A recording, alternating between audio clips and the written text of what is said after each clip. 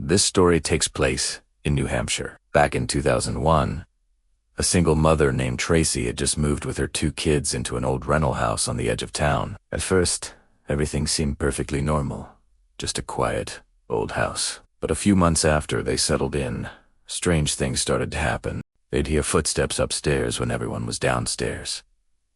Small items would go missing, a bit of food from the pantry, some clothes, little things from the kitchen drawers. Tracy brushed it off as just being forgetful, the stress of moving. Until one night, she heard breathing. She was lying in bed around midnight when she heard it. It was slow, heavy breathing, and it was coming from inside the wall, right behind her headboard. She froze, listening. It wasn't the old pipes groaning, and it wasn't the wind. She knew, with chilling certainty, that someone was inside the wall. She carefully got out of bed, grabbed her phone, and quietly checked on her kids.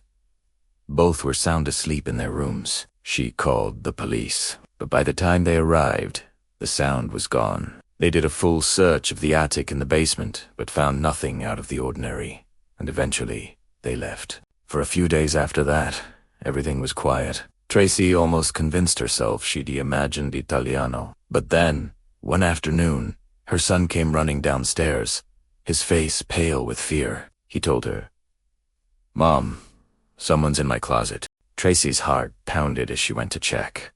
But when she opened the door, the closet was empty. Still, a faint, sickening smell of sweat and rot hung in the air. Later that same night, she heard the footsteps again. Not from the attic this time, but moving inside the walls. And this time she swore she heard faint, raspy whispers calling her son's name.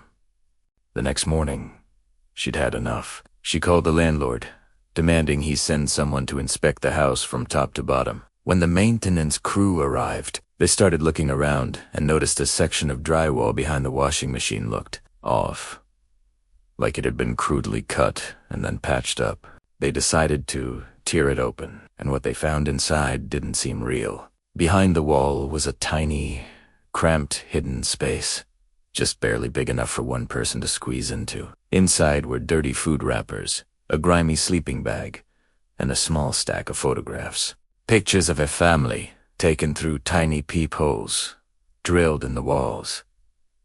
The police were called back immediately. They discovered that a man had been living there for months. His name was Daniel LaPlante, a local drifter who had broken into the house before the family even moved in. He had created a series of hidden passageways and hideouts inside the very walls of their home. He'd been watching them, listening to them sleep, stealing their food, and even moving their belongings just slightly each night to make them think they were losing their minds. When the police searched the crawl space, they found a small tunnel that led to another wall, the one right behind Tracy's bed. That's where the breathing had come from.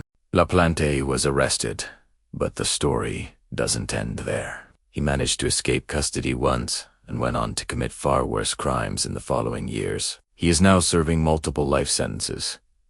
Tracy and her kids never set foot in that house again. It still stands there today, with the walls all sealed shut. But sometimes, locals say, if you knock on the old plaster, you can still hear a faint tapping from the other side.